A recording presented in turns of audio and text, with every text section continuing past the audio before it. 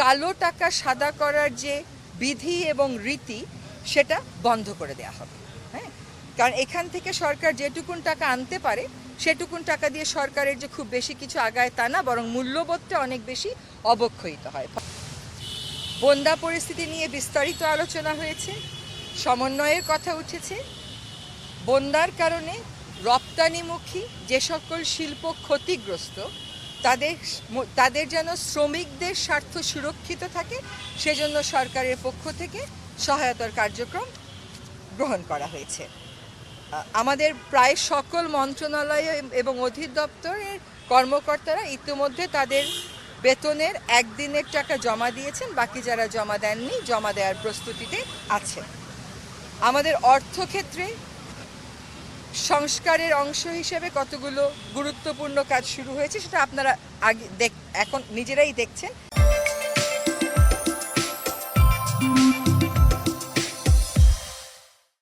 একটা হচ্ছে যে একটা সিদ্ধান্ত হয়েছে যে কালো টাকা সাদা করার যে বিধি এবং রীতি সেটা বন্ধ করে দেওয়া হবে। হ্যাঁ, কারণ এখান থেকে সরকার যেটুকুন টাকা আনতে পারে সেটুকুন টাকা দিয়ে সরকারের যে খুব বেশি কিছু আগায় তা না, বরং মূল্যবোধটা অনেক বেশি অবক্ষয়িত হয়। ফলে এটার বিরুদ্ধে স্পষ্ট একটা সিদ্ধান্ত হয়েছে। অর্থ পাচারের বিরুদ্ধে কার্যক্রম শুরু হয়ে গেছে। আরেকটা হচ্ছে অত্যাবশ্যকীয় পণ্যের দাম মানুষের ক্রয় সীমানার মধ্যে রাখতে যা যা করার দরকার সরকার সেই কাজগুলো করা শুরু করে দিয়েছে।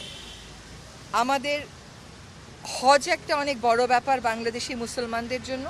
এই হজের ক্ষেত্রে একটা সিন্ডিকেট আমরা দেখতে পাই যেটা হজের প্যাকেজের মূল্য অনেকটা বাড়িয়ে তোলে।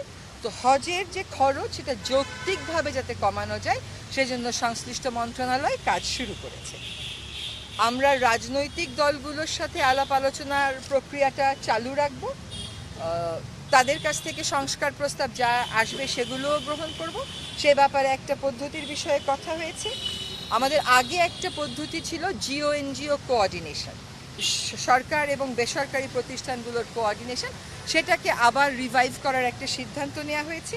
আর আমরা দায়িত্ব গ্রহণের এরকম খরচের কোনো কত হতে পারে কত কমাবে এসব কথা হয়নি, তবে প্যাকেজটা যে অনেক বাড়তি এবং এটা যে কমানো সম্ভব এটা দেখা গেছে প্রাথমিক বিশ্লেষণে এবং কমানোর জন্য ব্যবস্থাটা গ্রহণ করা একটা ব্যাখ্যা এবং বিশ্লেষণ দাঁড় করানোর চেষ্টা করা হচ্ছে এবং এইটা একটা আদেশের মাধ্যমে বলে দেওয়া, আগে যেরকম বলে দেওয়া হতো কালো টাকা সাদা করা যাচ্ছে, এখন আর সেরকম বলা হবে না, উল্টো বলা হতে পারে।